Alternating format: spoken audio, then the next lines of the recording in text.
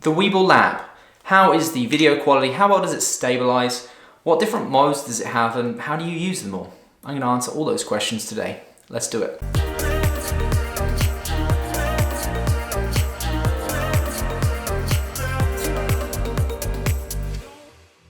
So all the examples you're going to see today of the video, all the video I'm going to show you, is shot with the Sony A7 III and the Sony 1635 f4. Right now, on here, I have the Sony A6300 with the Sony A7iii f1.8. This is balanced. I'm going to be using this just as an example to show you how all the different modes work. Let's jump straight into the modes.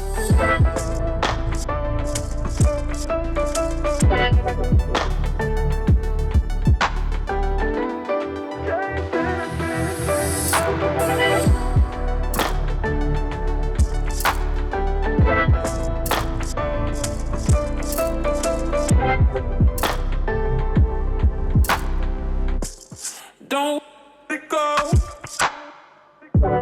Chasing a dream.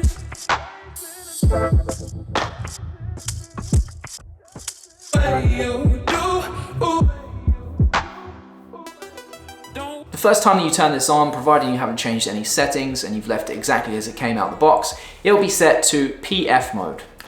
Right there. That stands for pan follow. Pan follow essentially means that whichever way you turn the gimbal, the camera will follow. So if you turn it to the left, the gimbal will go to the left. If you turn it to the right, it's going to go to the right.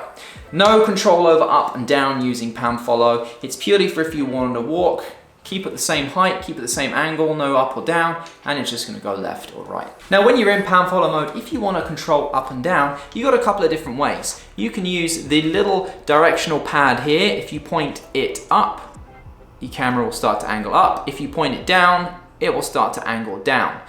So if you wanted to go kind of left and up, you would have to turn the gimbal left and point up. Or if you wanted to go down and turn to the right, you would have to turn it to the right and angle down on the little D-pad there. A little bit more of a complex move for you to do, and it's not quite as smooth. There is a way around that. The little trigger that is now on the Weebill Lab here, by holding the trigger, the gimbal will now make the camera move whichever direction you move the gimbal in.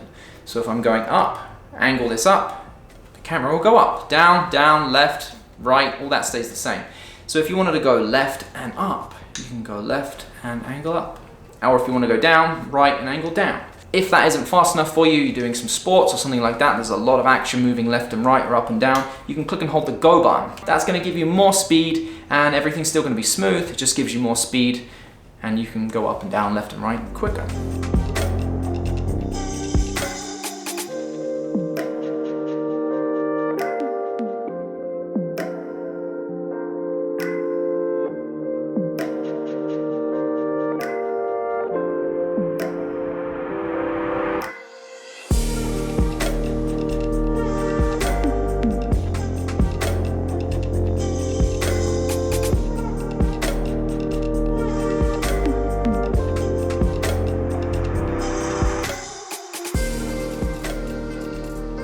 You'll see on the little switch here you have PF and you have L.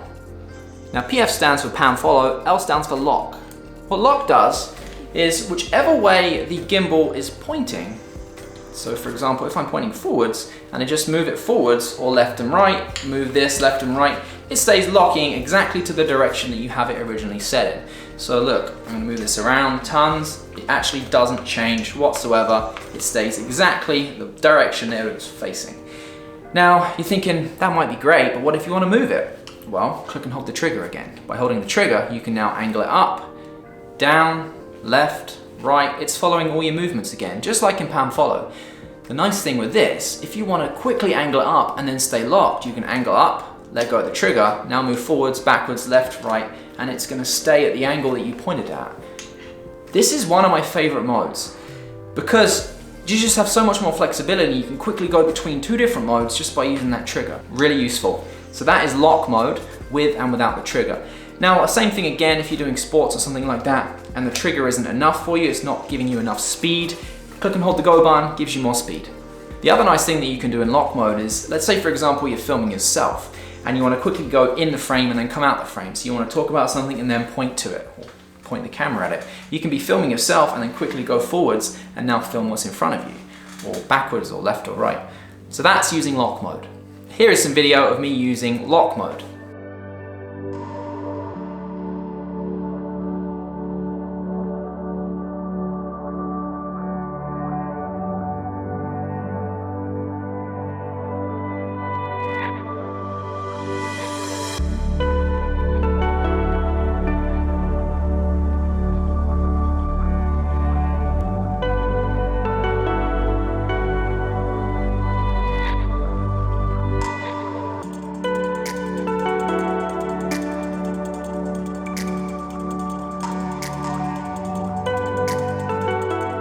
So we may as well talk about it too, as I just showed you. You do of course have selfie mode on this. So if you're in PF, pan follow mode, hit the trigger 3 times. 1, 2, 3, camera spins around, you're now into selfie mode.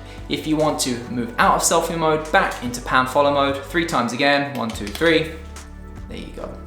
So, selfie mode,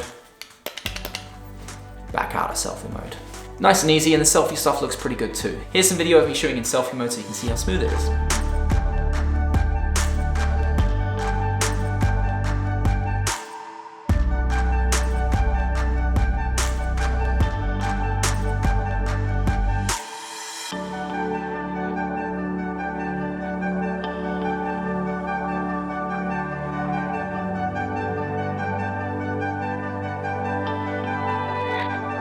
Now, if you want to get to POV mode, a very popular mode now, just click the POV button, which is just here.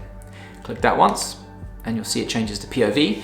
POV mode is more of a natural looking view, I suppose. Kind of natural, but kind of surreal and dreamy too. So when you're walking, sometimes your head moves around a little bit. When you're just going straight forwards with this, you don't really get that movement. So now with POV mode, if you angle it slightly, you get really smooth movements that kind of mimic how you would see, which is why it's called POV mode, point of view. It's actually pretty cool, some of the shots you can get with this. Here is some video of POV mode.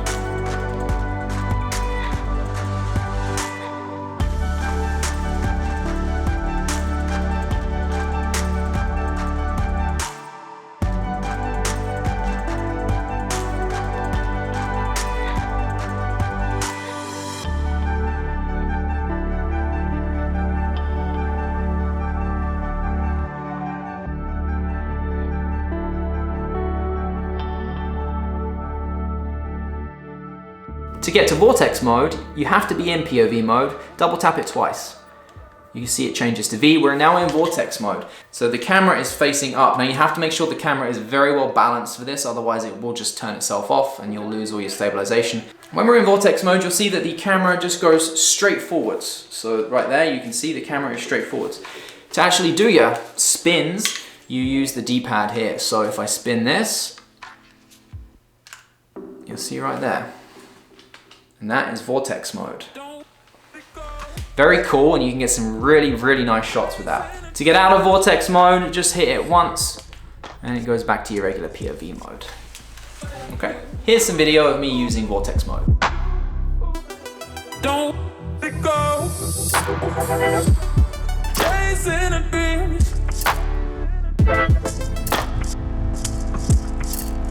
What you do, ooh, ooh.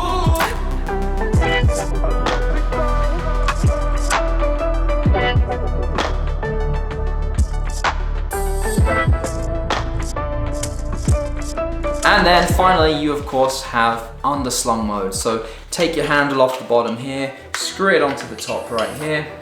So once you have your handle on, make sure you lock it too. Let it click in, that way it can't come apart. Once you're in this mode, you don't need to change anything on the Weebill lab itself. Your handle's locked in there, just turn it, and now you're in Underslung mode. Here's some shots of me using Underslung mode. Chasing a dream.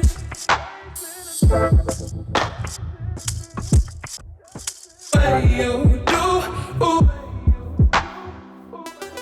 Don't go. Chasing a dream.